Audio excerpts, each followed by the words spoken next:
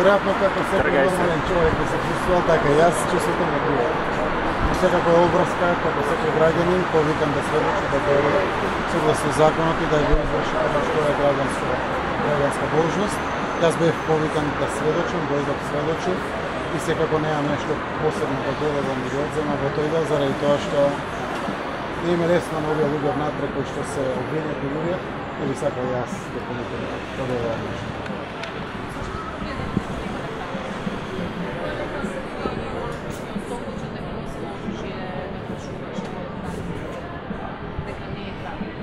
Председател на влада сум, зборував за тоа внатре во судот, не би зборувал јавно, заради тоа што мислам дека не е потребно јавно да зборувам за тоа. Од причини што Македонија оди напред, живее во ново време, поразлично од 27. 2017 година, така да ниту граѓаните би сакал да ги навраќам на тој момент, ниту јас би сакал да се навраќам. Имате ли прашања да се закре? Значи, останам доследен да не навлегувам во суштината на тоа што беше внатре разговарано, заради тоа што мислам дека нема потреба. Това е обврска на истрагата, веројатно може би судскиот процес нешто би утврдил, не знам. Како и сите граѓани, така и јас чекам разрешница на овој случај. Ако има докази за таа работа, веројатно тоа ќе се утврди. Ако нема докази, веројатно ќе се продолжи со истрагата. Јас не можам да кажам нешто повеќе од тоа што стварно како го кажав на сите прашања и на обвинителя и на одбраната и на судот. Веројатно одбраната и дефинитивно е дека се обидуваат да докажат дека народот не го знаат, се може да го доведат на начин како што е Законот на собрание. Вие дали ставивте шкрт внатре во судот, сакавте ли тоа да го соопштите на пресконференција, вие само кажете дека беше прекинат? Само е да потсетам јавноста во тој дел, да не громорозните слики ги враќаме назад, околу 30 и неколку дена собранието беше блокирано. Собранието донесе одлука согласно устав, закон и деловник и со мнозинството од пратениците избра председател, кој што понатаму логично очекуваше да биде објавен во службен вестник. Таа процедурата на сегмент. Тоа се случи во единственото возможно време кога тоа може да се случи.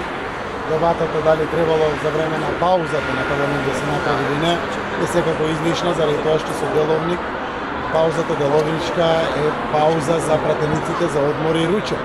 И ако тогаш секако парламентот работи и гласа, тоа може да биде апсолутно неделовнички, односно со деловник утврдена пауза не може да користите за носење на одлуки.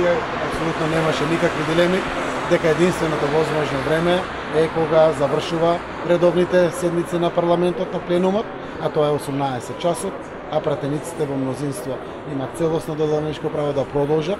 Тоа се случува и до ден денес када парламентот работи после 18 часот, така мнозинството одлучи да продолжи после 18 часот и донесе легитимна деловничка законска и уставна одлука за избор на председател на собранието.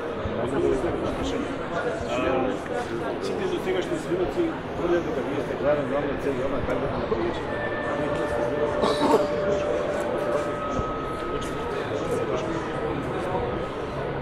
Јас сум верни граѓанин и мене и верата и родителите мои ме учеле да простувам. И сакам да простувам, заради тоа што Македонија има потреба од помирување, има потреба од подавање на расказ. Македонија има потреба, колку што ми е голема, такава ми невоствот. Добро и тоа да биде поздружена, да биде позитивна и да гледа напред.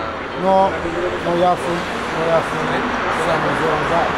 Јас не сум никој граѓанин, нити имам право да се мешам во процесите на македонското правосудство. Јас да кажам само едно што го носам на мојата мисла.